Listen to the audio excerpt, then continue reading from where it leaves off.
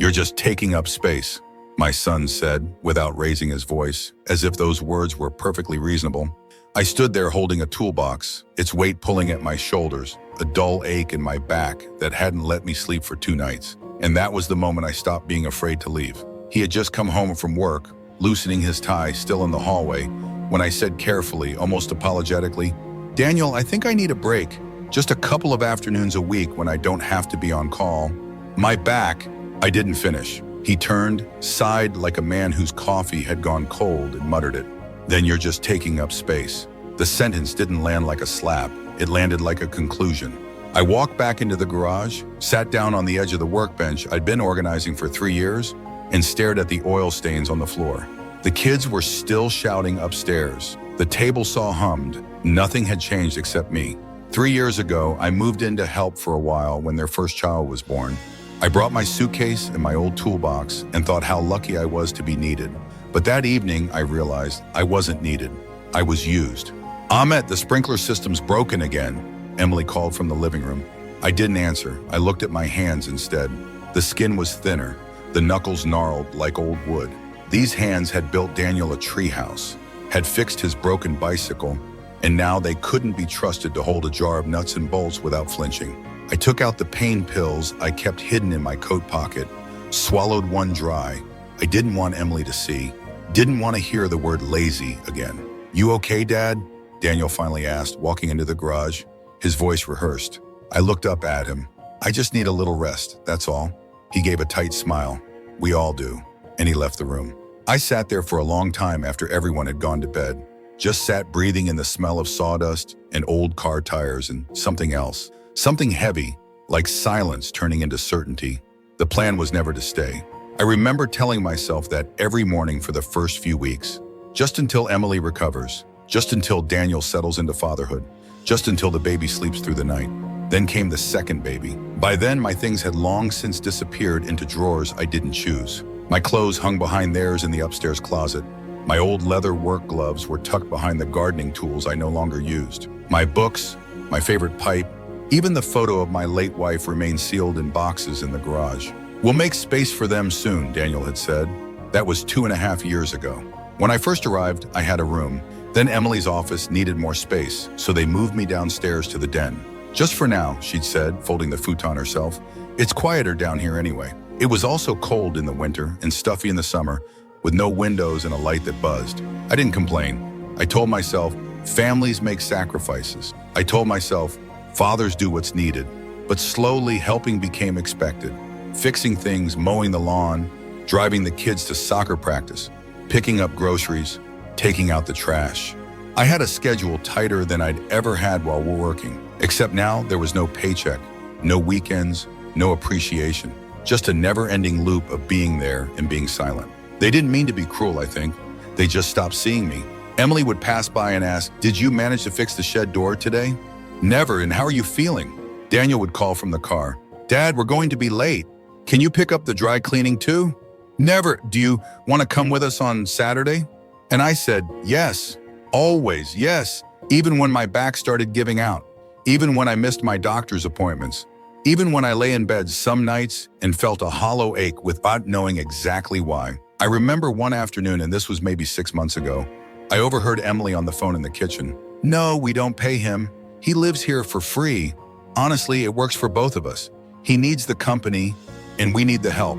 He needs the company." I sat in the den that night, surrounded by undone projects and old car magazines, and thought, is that how they justify it to themselves? That I'm lucky to be near my grandchildren, and that's payment enough? I didn't say anything then. I just sanded the piece of wood I'd been working on, making a neat pile of sawdust, even though my hands were shaking. I started timing my days by the ache in my bones. Morning stiffness meant it was Tuesday, when both kids had early dismissal, and the garage filled with noise by 2 p.m. The sharp stabbing pain meant it was Friday, project day, when I had to bend over a dozen times to sort and lift. The dull throb that spread down my leg, that was Sunday, the supposed rest day, when Daniel hosted a barbecue for his friends, and I played the silent shadow in the garage, pretending not to hear the way they spoke about needy relatives who don't understand boundaries. Nobody ever said those words directly to me, but they didn't need to. It's strange how the mind adapts to daily indignity. I no longer thought of myself as someone with preferences. I simply became part of the machinery of their household, like the lawnmower or the automatic garage door opener. I woke early, made my coffee, went to the garage to start my list of chores. My name, Ahmet, became a code word. I'd hear Emily say it on the phone, "Don't worry, Ahmet will handle it," as if I were a service, not her husband's father. Daniel never corrected her. He didn't even notice. Once, when the doorbell rang and I was elbow deep in grease from a car engine, Emily turned to me with that patient, clipped tone she reserved for tasks she'd rather not dirty herself with. "Could you get that, Ahmet? Could you? Not, would you? Not, please." I wiped my hands on a rag and opened the door to find a delivery man holding 5 heavy bags of soil. He gave me a tired, apologetic, maybe even pitying look as I reached for the bags, trying not to wince. Behind me, Daniel's voice floated from the living room. "Just put the bags in the shed. The rest can wait." It was always like that, small requests that stacked up like tools in a cluttered shed. But it wasn't just the chores. It was how invisible I'd become in my own narrative. When friends came over, friends from Emily's yoga group or Daniel's work, I was never introduced. I was background. Once someone asked if I was the groundskeeper. "The groundskeeper," I repeated later that night, sitting on my futon, whispering the words into the dark. I felt more object than man. Even the children, sweet as they could be, absorbed the tone of the house. My grandson once looked up from his tablet and asked, "Grandpa, are you going to live here forever?" The way he said it, wide-eyed and curious, wasn't cruel, but the question landed anyway. I didn't know how to answer. Then came the night that sealed everything. Emily was upstairs yelling about something, a missing tool, I think. Daniel was on the phone in the kitchen, talking too loudly like he always did when trying to sound more important than he felt. I was in the garage sorting screws. I wasn't meant to hear it. "I don't know, Em," he said into the phone. "He's just always here, like part of the furniture. Honestly, if he stopped helping, I don't know what we'd do. But also, sometimes I feel like he's just taking up oxygen." Oxygen. I didn't move. I stood frozen, hand on a child's scooter, while that word looped in my brain. Oxygen. I went to bed without dinner that night. I couldn't taste anything anyway. The next morning, I woke early, made coffee, went to the garage to check on my projects. I did everything exactly as usual. But inside, something had cracked clean through. The quiet voice that had whispered doubts for years now stood up and spoke plainly. "This is not a home. This is a position you were assigned and can be dismissed from at will." I didn't cry. I was too tired. That afternoon, I took a long walk to the hardware store. It was cold. My knees protested, but I needed the air. I watched couples pass by, older men in pairs with coffee thermoses, fathers with their sons. I sat on a bench for nearly an hour. No one called to check on me. When I came back, the light in the garage was still on. Emily was irritated. "Where were you? I had a meeting. You know I can't keep an eye on both kids and organize their toys at once." I looked at her face, flushed and annoyed, and said nothing. Later in the den, I pulled out the old suitcase I brought with me 3 years ago, the one I never fully unpacked. I laid it open on the futon. It smelled like the sawdust I'd left on it, the only thing that still smelled like me. Then I reached for the drawer where we kept the spare keys. I didn't pack quickly. It wasn't a dramatic escape, no slamming doors, no flurry of movement, just a quiet, deliberate collection of things that still belonged to me. My worn jacket, now faded but warm, my wallet with a zipper that stuck, a comb, a pair of socks that still had my initials stitched in the hem, a habit I picked up when Daniel was a child and left everything behind at school. I sat on the futon, suitcase half full, and opened the small wooden box I kept beneath the bed. It was dusty and wrapped in a plastic bag, not from neglect, but from fear of intrusion. Inside were the remnants of who I used to be. A slim notebook with old sketches I never showed anyone. A tiny medal from my time in the army that no longer fit in my pocket, but once meant something. And 2 photographs. One of Daniel, age 8, grinning with his front teeth missing, holding a paper car we'd made together during a stormy afternoon. And one of Elif, my late wife, in her faded denim jacket, standing with her hand on my shoulder the day we bought our first car. She died too young, but in all our years together, she never once made me feel like I was in the way. I traced my fingers over Elif's face and whispered, "You wouldn't have let this happen." Then I put the pictures in the side pocket of my suitcase. I wasn't leaving them behind. Upstairs, laughter echoed.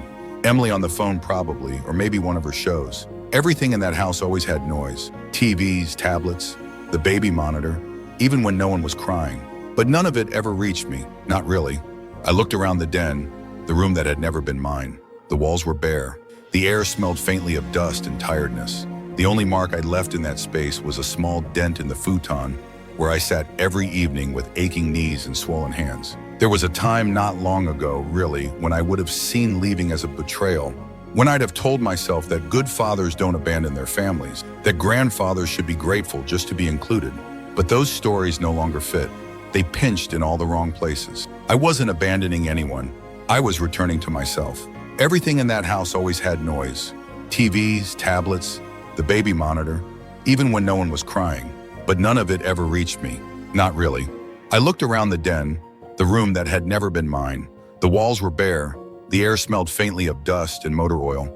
The only mark I'd left in that space was a small dent in the futon where I sat every evening with aching knees and swollen hands. There was a time, not long ago, when I would have seen leaving as a betrayal, when I'd have told myself that good fathers don't abandon their families, that grandfathers should be grateful just to be included.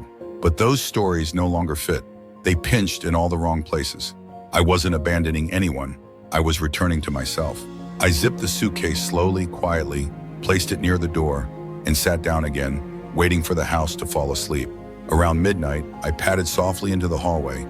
No creaks, no lights. The children were asleep. Emily and Daniel's door was closed. A faint hum of white noise came from the nursery. I opened the cabinet by the kitchen door and reached in. My hand closed around the cold metal of the spare key. It had always hung there, hooked on a red ribbon. Emily used to joke about how she hated the idea of anyone else holding keys to their home.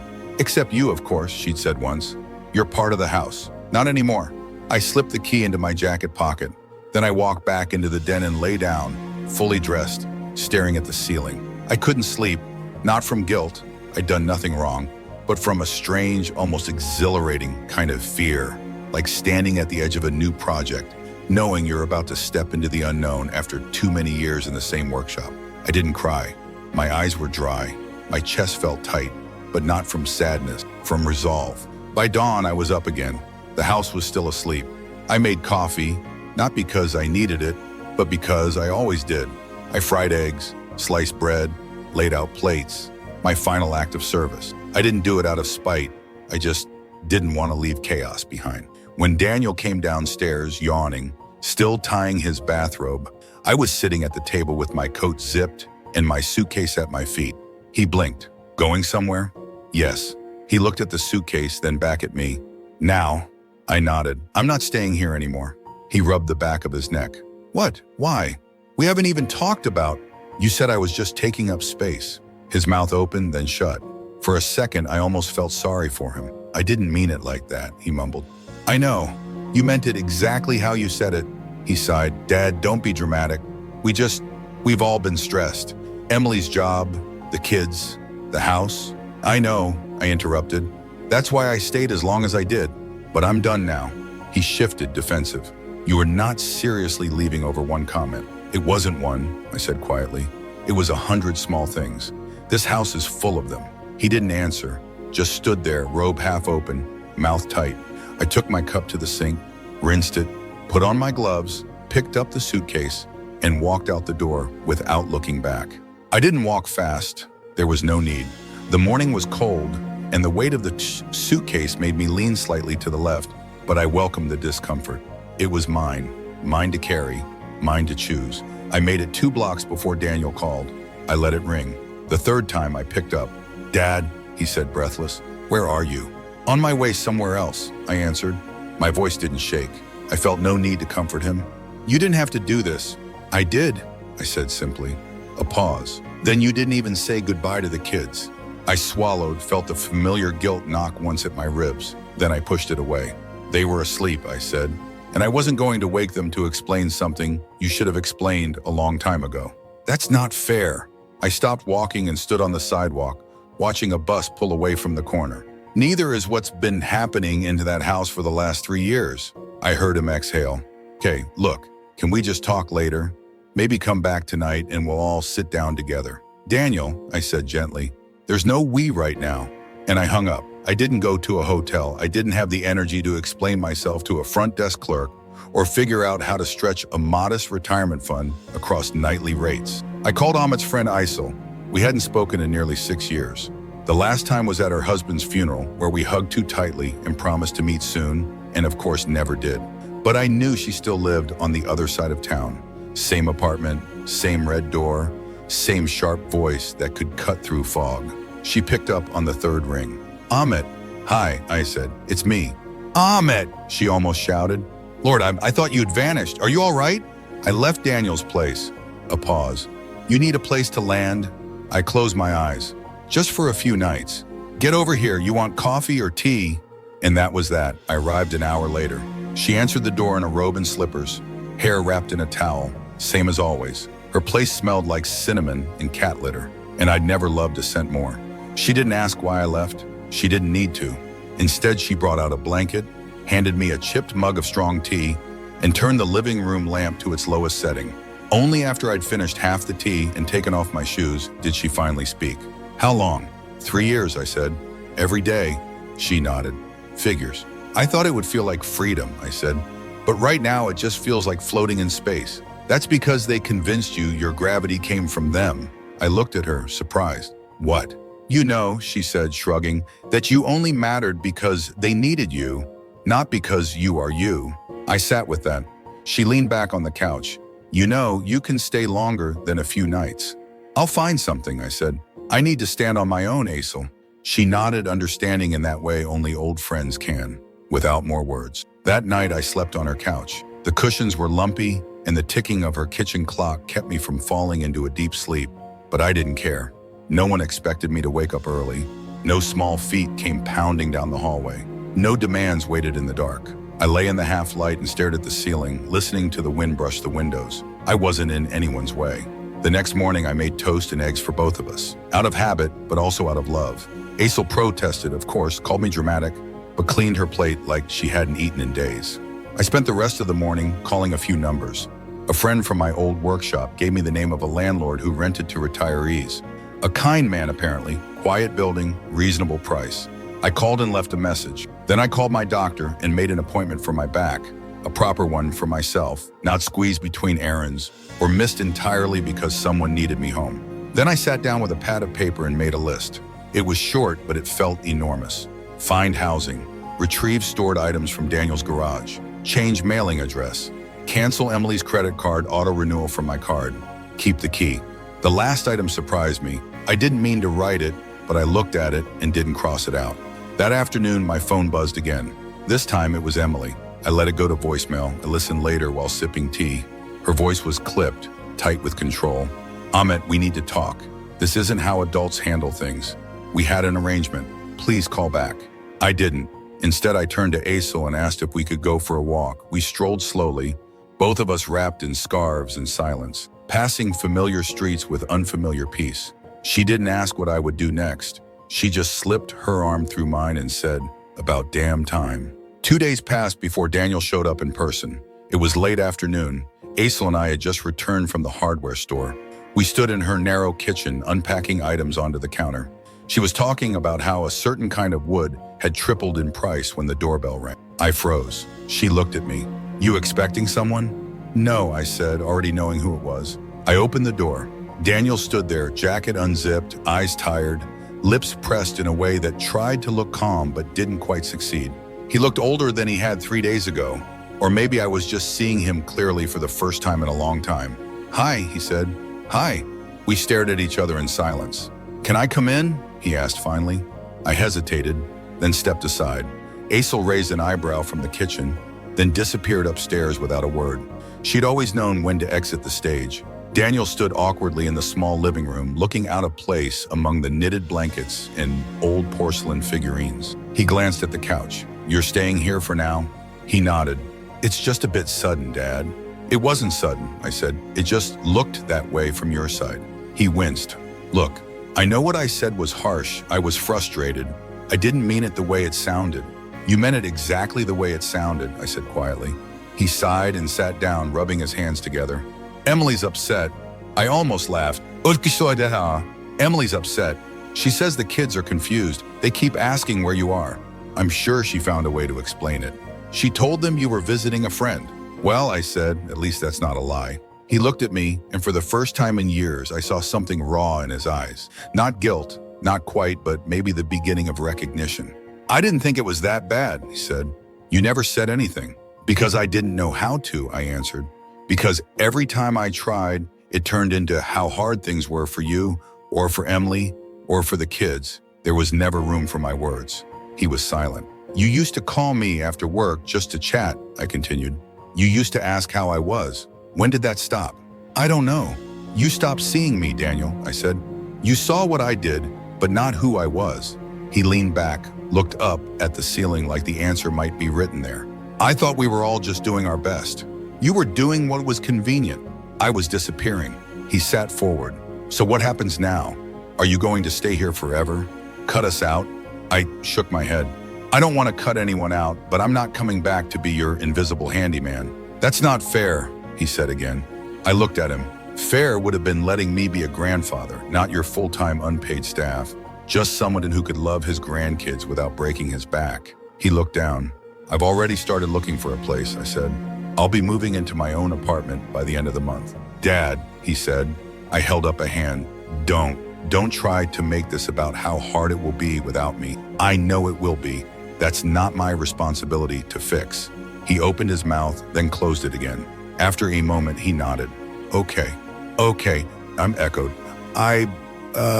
He reached into his coat pocket and pulled out a key, the red ribbon spare. You took this. I did. He held it out. Here. I didn't move, but I want you to have it, he said, quieter now. I was going to ask for it back. Emily insisted, but I want you to have it, in case you ever want to come back as a guest, as my father. I took the key, not because I needed it, but because I finally understood what it meant to hold something and not owe anyone anything. We sat in silence for a few more seconds. I'll walk you out, I said.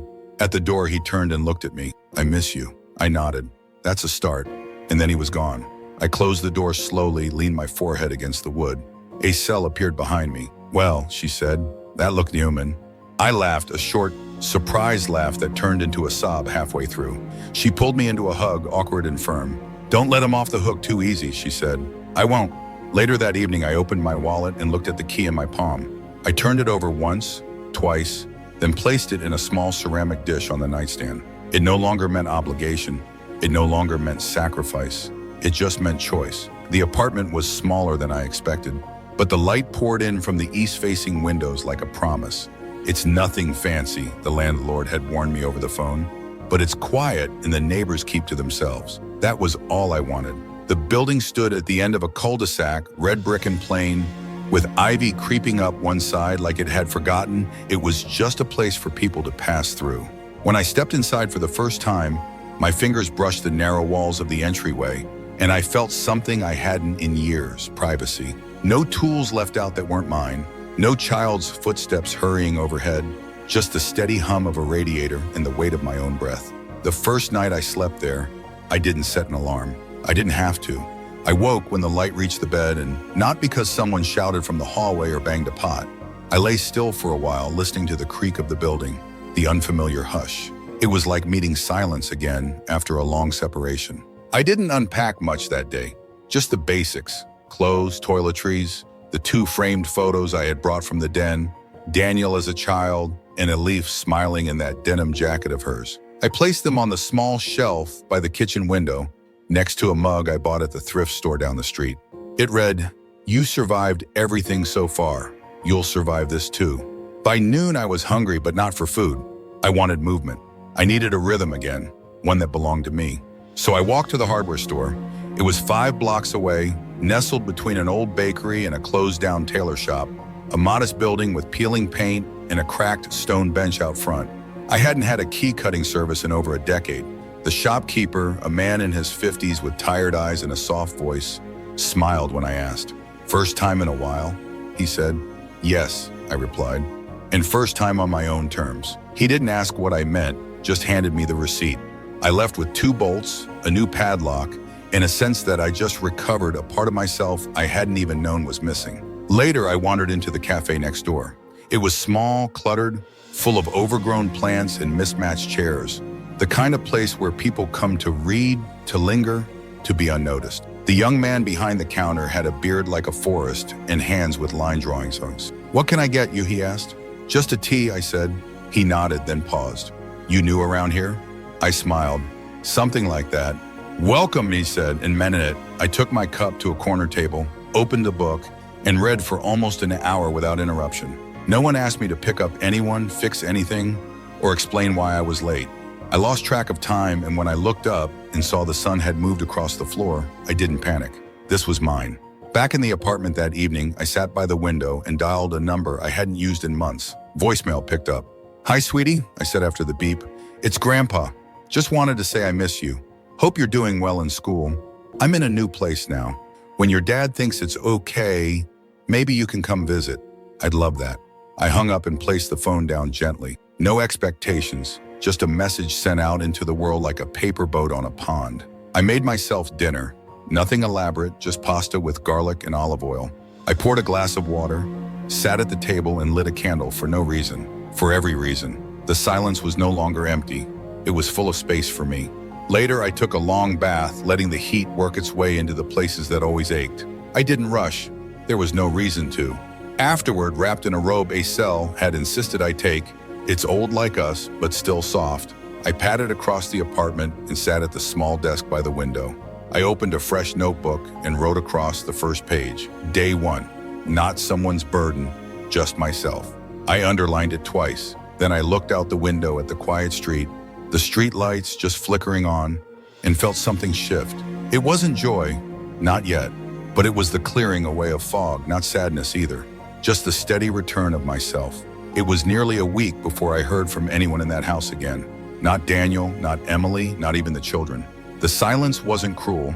It was worse. It was careful, as if they were waiting for me to make the first move, as if I was the one who'd made things difficult by leaving.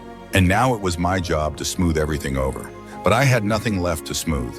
The apartment was still half bare, a few rugs, my clothes folded neatly in a closet with no one else's laundry to crowd them. The television hadn't even been turned on. I liked it that way. I didn't need noise. I needed time. On the 7th day, the phone rang. I was chopping onions halfway through a soup recipe I hadn't made in years, the kind that required time, layers, and attention, like I had again now. When the screen lit up and I saw the name, my heart tightened in a way I hadn't expected. Oliver, my grandson. I wiped my hands and picked up. "Grandpa?" His voice was uncertain, like he wasn't sure what world he was dialing into. "Hi, sweetheart. Are you okay?" I closed my eyes. "I am now. Dad said you were visiting a friend, but you didn't call. And Mom seemed mad whenever I asked about you." I sat down. "I left, Oliver. I moved out. Because of something we did?"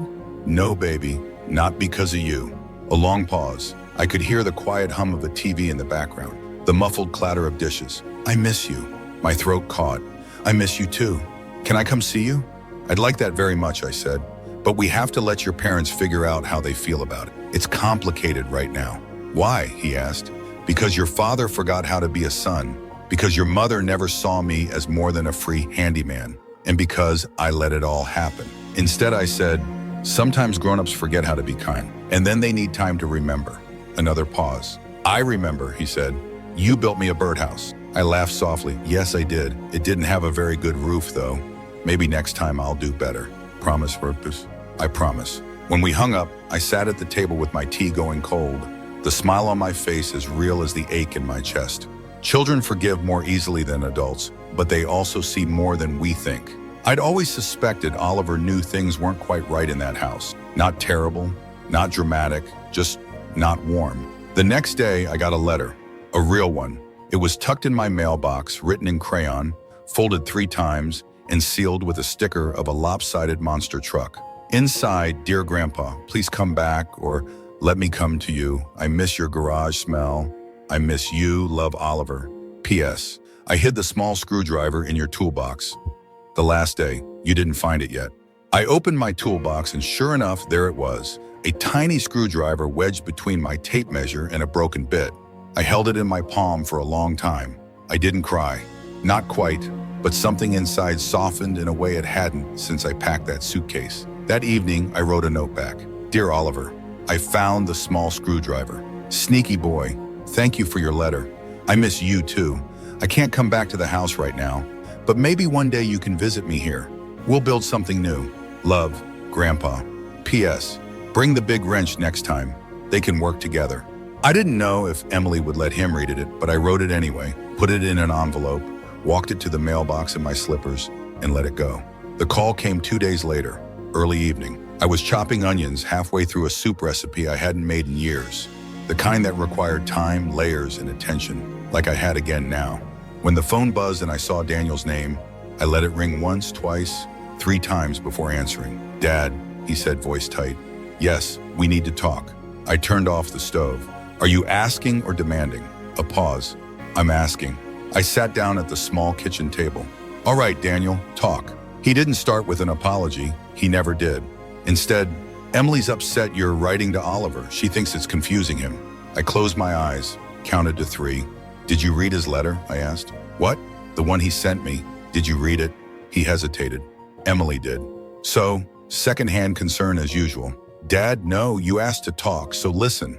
The silence on the line felt like a held breath. "I didn't leave because of one sentence, though it was a sharp one," I began.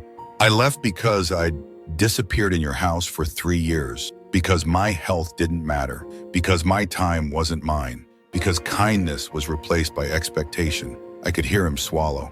"I gave and gave, Daniel, and I would have kept giving if someone, anyone, had once said, 'Dad, are you all right?' Or even, 'Thank you.' But instead I got schedules and silence. I got told I was just taking up space." His voice was low. "I didn't mean it that way." "Then how did you mean it?" He was quiet. "I did all of it because I love you," I continued.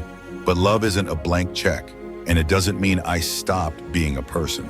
Another pause. "Then we were drowning, Dad. 2 kids, work, life. You were the only thing holding it all together. And not one of you noticed I was sinking too," he sighed. "So what now? You cut us off?" "No," I said calmly. "I just stopped volunteering to be erased. You could have told me." "I tried. You weren't listening." He didn't argue. That alone was new. "Oliver misses you," he said after a moment. "He doesn't understand why you're not around." "I'm still here," I said. "He has my address. He has my voice. I'm just not coming back to be your safety net." "And Emily?" he asked. I smiled, though he couldn't see it. "That's your marriage to figure out.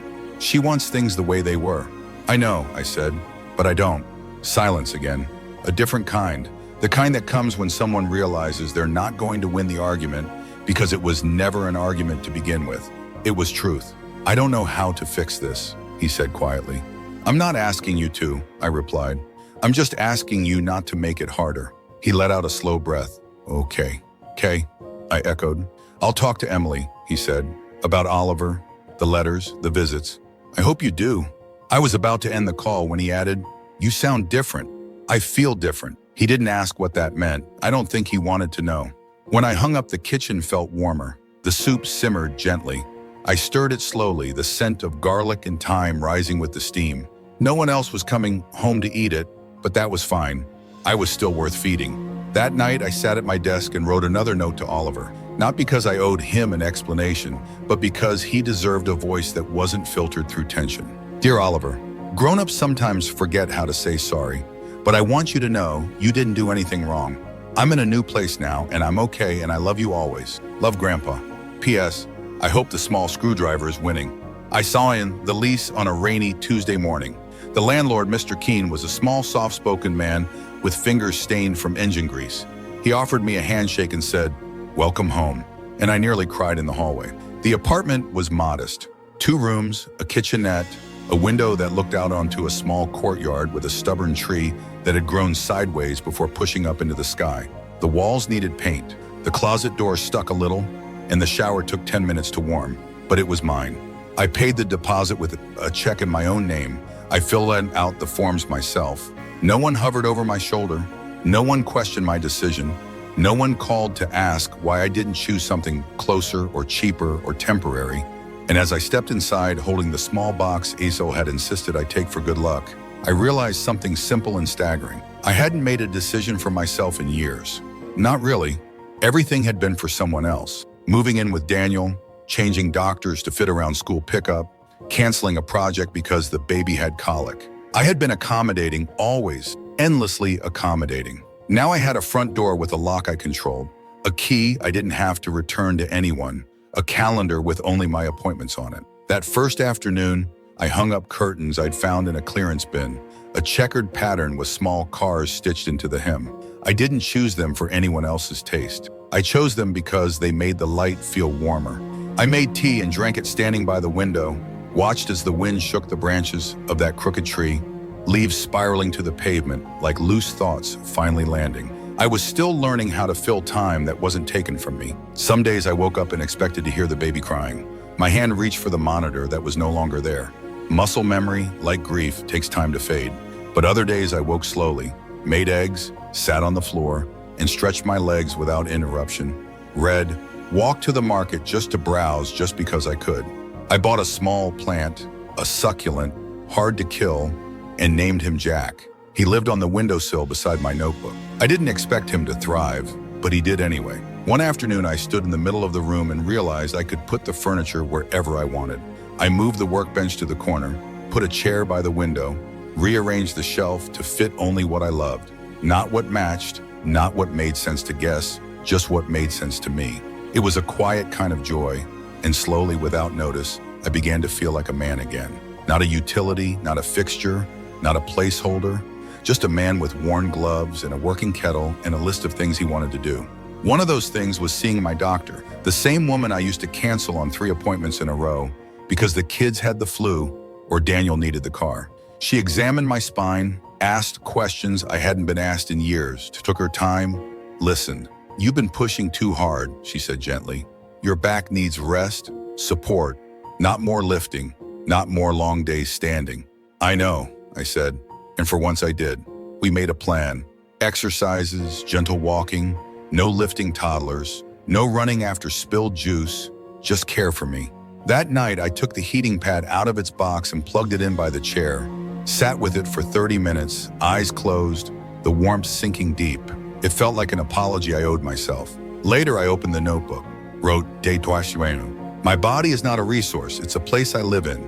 I need to care for it the way I care for others. I underlined that one 3 times. The next morning, I got a call from the local community center. They were looking for volunteers, older adults preferably, to help with the children's woodworking class. I smiled into the phone. "I'd love to, but only on Wednesdays." Choice again, not obligation. When I hung up, I put on my shoes, grabbed my coat, and walked into the morning sun. My back still ached, but for the first time in years, it was on my terms. The first time Oliver visited my new apartment, he stood in the hallway for a full minute, just looking around. "This is it?" he asked, eyes wide. "This is it?" I smiled. "It's small." "It's enough," I said and opened the door wide. "Come in." He stepped over the threshold cautiously, like he was entering a place that wasn't just new, but sacred. His backpack bounced on his back, full of books and a Tupperware Emily had insisted he bring.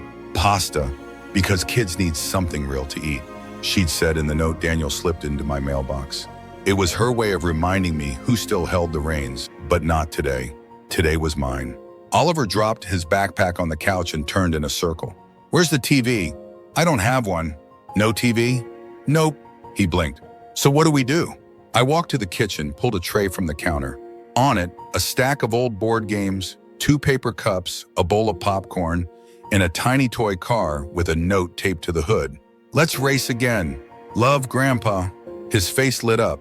We played for 2 hours. Checkers, then cards. Then we tried to make a paper airplane that could circle the whole room, but it kept crashing into Jack the plant, who took it well.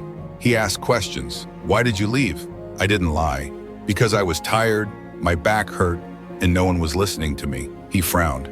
"I didn't know. You weren't supposed to fix it," I said, reaching across the table to touch his hand. "You're a child. That's not your job." He nodded slowly. "But I missed you a lot." "I missed you too." We didn't linger there.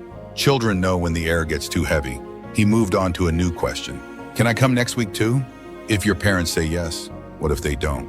"Then we'll figure it out another way." Later, we baked cookies. I let him crack the egg and half the shell ended up in the bowl. We laughed so hard, I nearly forgot I used to live in silence. When the cookies were in the oven, he wandered over to the bookshelf and pulled down a photo frame. "That's Grandpa?" "Yes," I said, surprised by how steady my voice was. "His name was Robert. He looks kind." He was. Oliver stared at the picture a long moment. "Did he ever live here?" "No," I said. He died before I moved here, but I think he would have liked this place. Why? Because it's quiet and it's mine. When Daniel came to pick him up, he didn't come to the door. He waited in the car. I watched from the window as Oliver waved and ran down the steps, backpack swinging, cookie crumbs still on his cheek. Daniel looked up once. Our eyes met. He gave a small nod. I gave nothing back. Not yet. That evening, I cleared the table, washed the dishes, and sat by the window. Outside, the streetlights flickered on, and the tree in the courtyard swayed gently. No voices, no demands, just the echo of a child's laughter and the faint scent of vanilla. I opened my notebook. Day 11, a visit is not a transaction. It's a gift. I don't have to earn it. I just have to show up. Then I lit a candle, not because it was special, but because it was enough. Because it was enough. They didn't call ahead, didn't ask if I was free. One knock at the door, firm, fast, unmistakable. And there they were. Daniel in a wool coat he hadn't buttoned, Emily beside him, arms crossed, holding her purse like a shield. They both looked like people who had practiced their lines on the drive over. I didn't move to invite them in. "Hi," Daniel said. Emily nodded once, eyes scanning the hallway behind me, as if waiting to catch some failure. A mess, an open bill, a reason to reassert control. "Can we come in?" he asked. I stepped offside without a word. They walked in, looked around, said nothing. I had nothing to hide. The place was clean. The kettle was still warm. There was a book on the chair and a folded blanket by the "been disappearing in your house for 3 years." Because my health didn't matter. Because my time wasn't mine. Because kindness was replaced by expectation. I could hear him swallow. I gave and gave, Daniel. And I would have kept giving if someone, anyone had once said, "Dad, are you all right?" Or even, "Thank you." But instead I got schedules and silence. I got told I was just taking up space. His voice was low. "I didn't mean it that way." "Then how did you mean it?" He was quiet. "I did all of it because I love you," I continued. "But love isn't a blank check, and it doesn't mean I stopped being a person." Another pause. "Then we were drowning, Dad. 2 kids, work, life. You were the only thing holding it all together. And not one of you noticed I was sinking too," he sighed. "So what now? You cut us off?" "No," I said calmly. "I just stopped volunteering to be erased. You could have told me. I tried. You weren't listening." He didn't argue. That alone was new. "Oliver misses you," he said after a moment. "He doesn't understand why you're not around." "I'm still here," I said. "He has my address. He has my voice. I'm just not coming back to be your safety net." "And Emily?" he asked. I smiled, though he couldn't see it. "That's your marriage to figure out.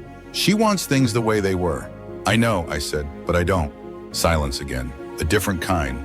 The kind that comes when someone realizes they're not going to win the argument because it was never an argument to begin with. It was truth. "I don't know how to fix this," he said quietly. "I'm not asking you to," I replied.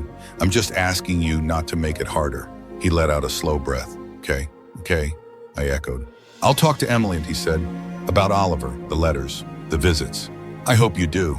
I was about to end the call when he added, "You sound different. I feel different." He didn't ask what that meant. I don't think he wanted to know. When I hung up, the kitchen felt warmer. The soup simmered gently. I stirred it slowly, the scent of garlic and thyme rising with the steam. No one else was coming home to eat it, but that was fine. I was still worth feeding. That night, I sat at my desk and wrote another note to Oliver. Not because I owed him an explanation, but because he deserved a voice that wasn't filtered through tension. "Dear Oliver, grown-ups sometimes forget how to say sorry, but I want you to know you didn't do anything wrong.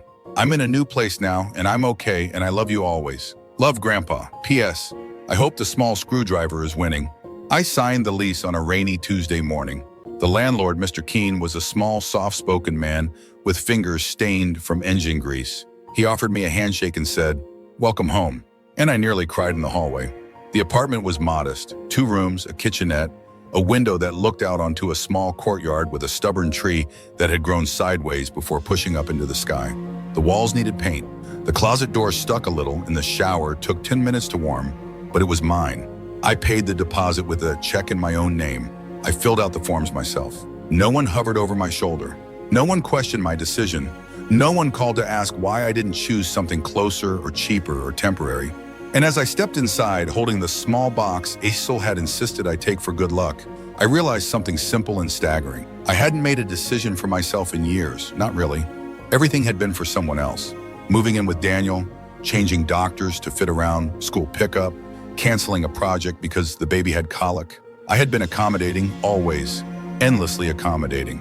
Now I had a front door with a lock I controlled, a key I didn't have to return to anyone, a calendar with only my appointments on it. That first afternoon, I hung up curtains I'd found in a clearance bin, a checkered pattern with small cars stitched into the hem.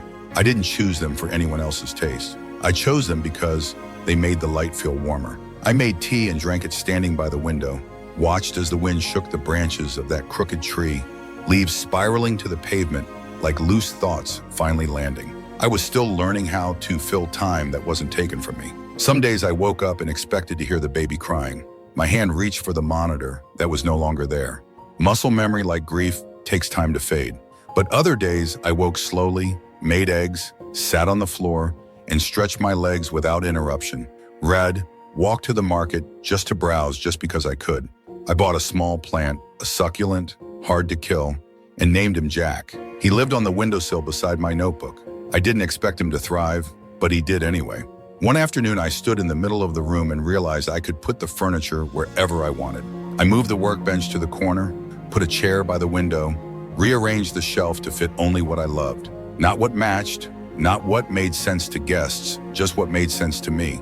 It was a quiet kind of joy, and slowly, without notice, I began to feel like a man again. Not a utility, not a fixture, not a placeholder, just a man with worn gloves and a working kettle and a list of things he wanted to do. One of those things was seeing my doctor, the same woman I used to cancel on 3 appointments in a row because the kids had the flu or Daniel needed the car. She examined my spine, asked questions I hadn't been asked in years, took her time, listened. "You've been pushing too hard," she said gently.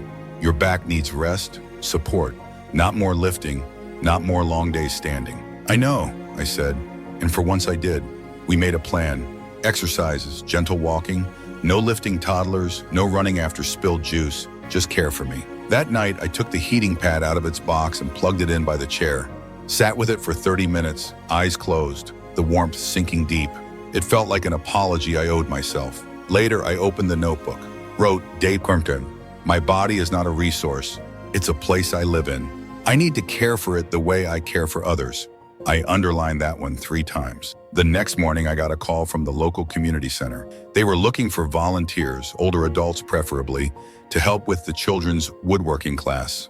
I smiled into the phone. I'd love to, but only on Wednesdays. Choice again, not obligation. When I hung up, I put on my shoes, grabbed my coat, and walked into the morning sun.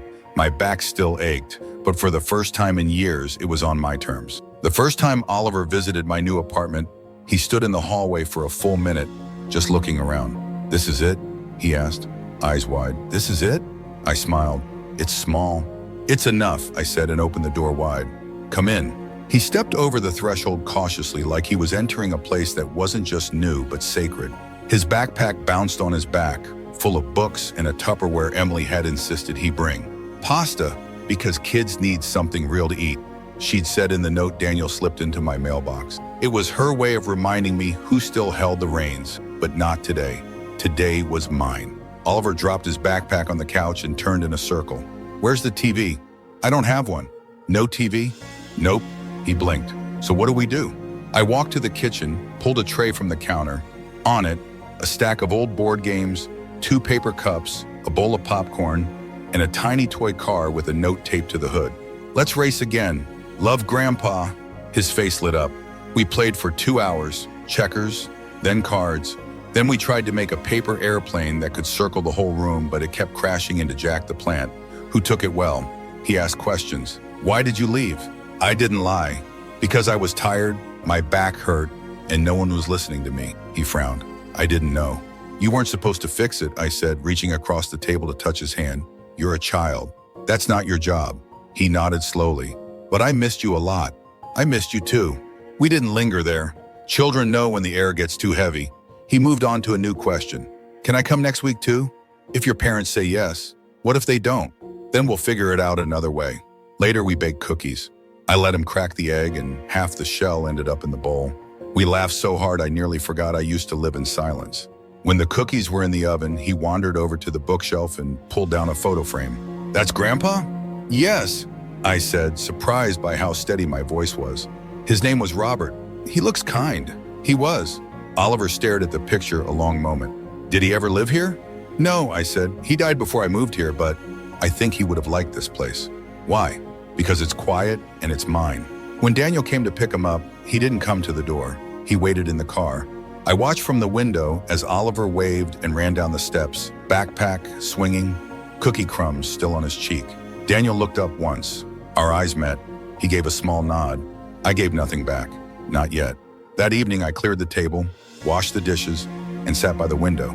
Outside, the streetlights flickered on, and the tree in the courtyard swayed gently. No voices, no demands, just the echo of a child's laughter and the faint scent of vanilla. I opened my notebook. Day 11. A visit is not a transaction. It's a gift. I don't have to earn it. I just have to show up. Then I lit a candle, not because it was special, but because it was enough. Because I was enough. They didn't call ahead, didn't ask if I was free. One knock at the door, firm, fast, unmistakable. And there they were. Daniel in a wool coat he hadn't buttoned. Emily beside him, arms crossed, holding her purse like a shield. They both looked like people who had practiced their lines on the drive over. I didn't move to invite them in. "Hi," Daniel said. Emily nodded once, eyes scanning the hallway behind me as if waiting to catch some failure. A mess, an open bill, a reason to reassert control. "Can we come in?" he asked.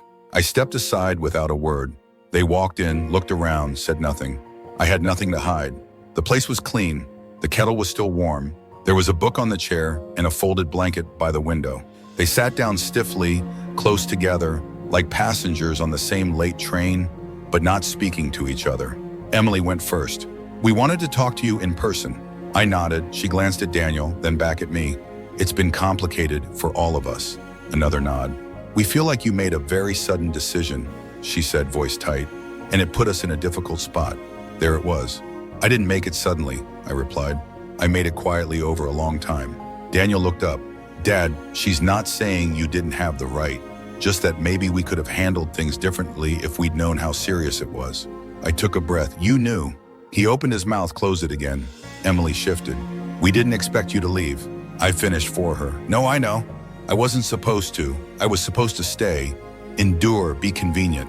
"That's not fair," she said.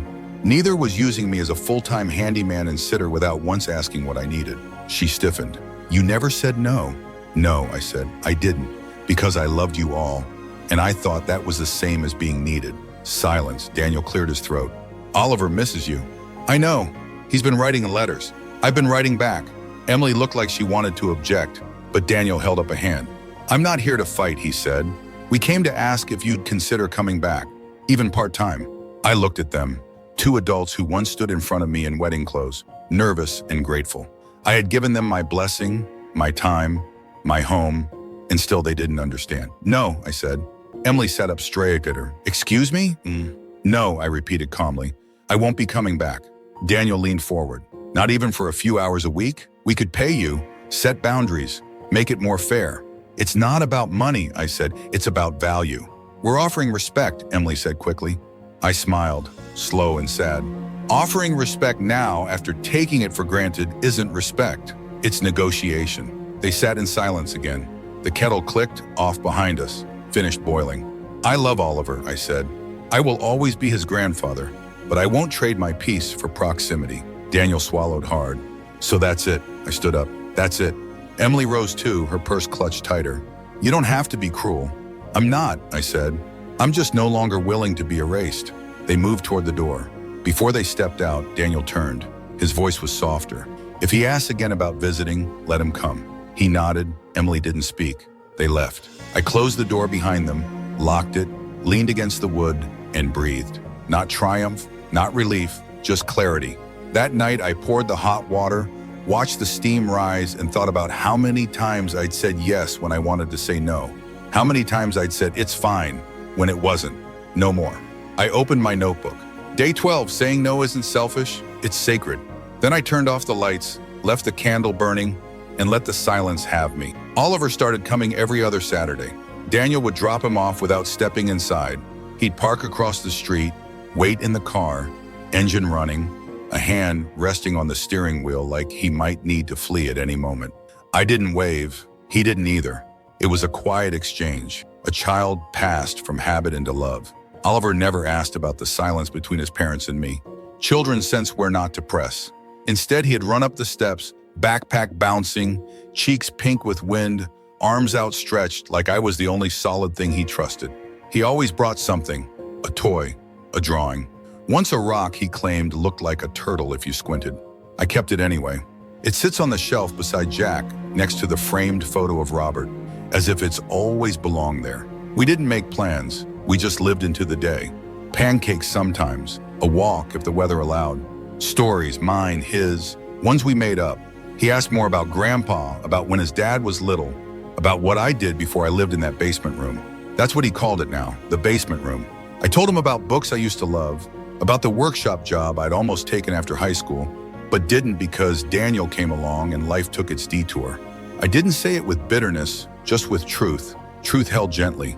He told me about school, how math was boring, and his friend Lucas sometimes lied about things just to make people laugh. How Emily cried in the car one day and thought he didn't notice. How Daniel stayed up late staring at his phone like it might hand him a better version of life. I listened, not to fix, just to hear. And when it was time to go, he always hugged me twice. Once at the door and once at the bottom of the stairs, like he didn't want to let the day end completely. I started keeping a drawer for him, just a few things. A puzzle, some crayons, socks, he always forgot. I never called it his room, but he understood. It was space carved out just for him, space freely given, not taken. Other things changed too. Isel started stopping by more often, always with something in hand.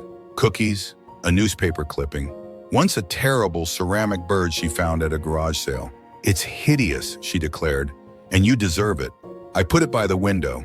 It makes me laugh every morning. The community center offered me a small part-time position, just helping with woodworking and shelving. I said yes, not because I needed to stay busy, but because I wanted to feel useful on my own terms. Some afternoons I walked to the cafe, the one with the wild plants and chipped mugs. The barista knows my order now. Ahmet's blend, he calls it. Black tea with a splash of milk and a pinch of cinnamon. I don't correct him. Let him think it's something special.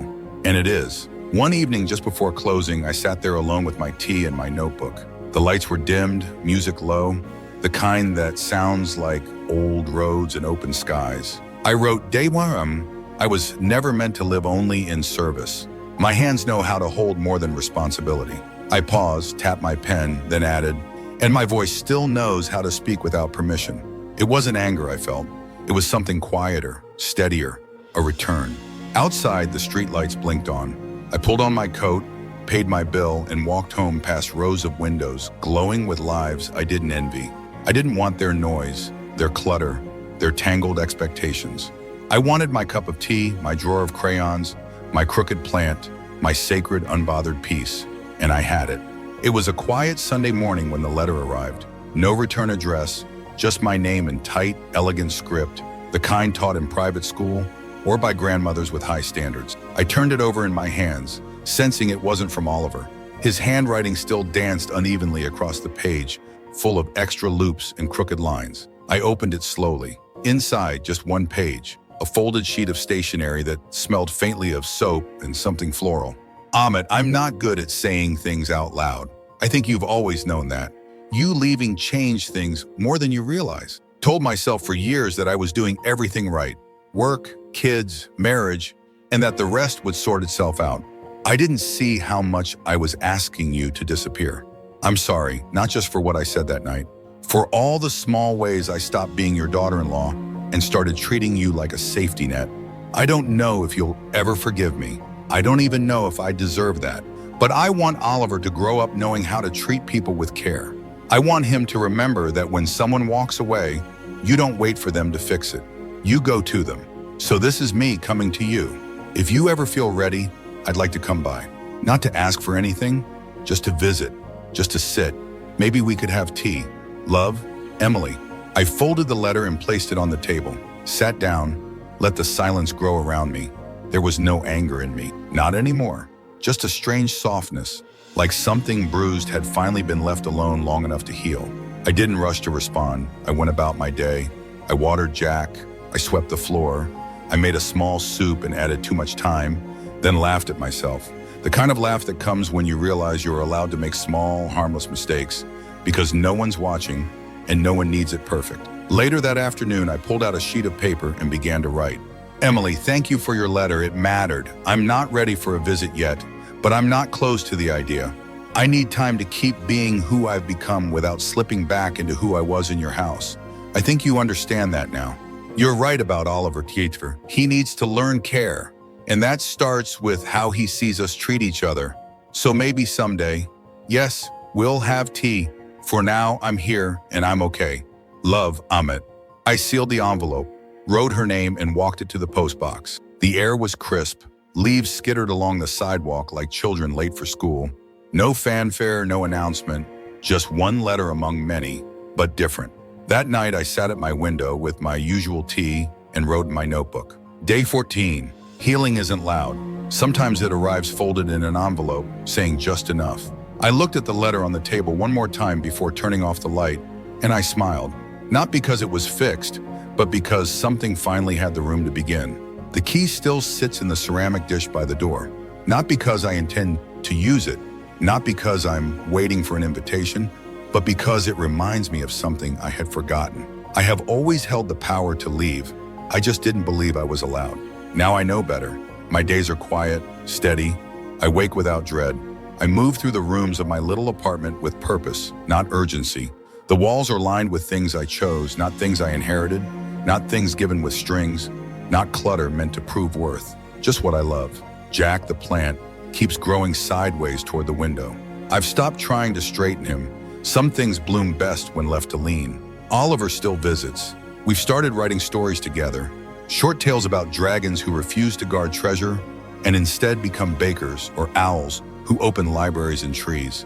He always asks if the characters can be a little bit weird.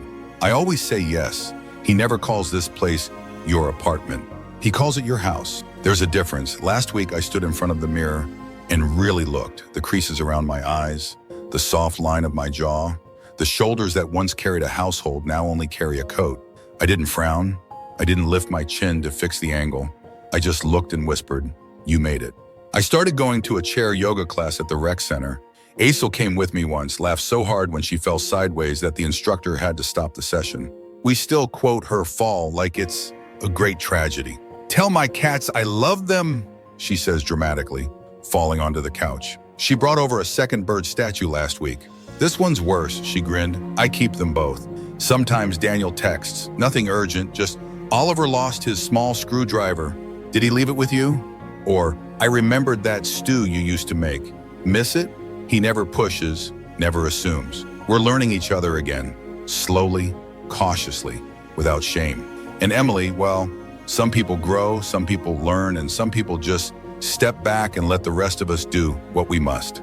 That's enough for now. I've been thinking about how many men like me are out there, quiet, hurting, helping, hoping someone notices. I want to tell them, you are not just background. You are not just a solution. You are not too old, too late, or too tired. You have the right to rest, to speak, to leave, and you have the right to stay, but only if it feeds you too. I light a candle most nights, even when I'm alone, especially when I'm alone. It's not for ambiance. It's a declaration. I'm still here. I'm still me. And if you're reading this and something in it sounds like your own quiet thought, your own echo, your own unlived sentence, let this be your sign. You can go, you can start, and you do not need permission.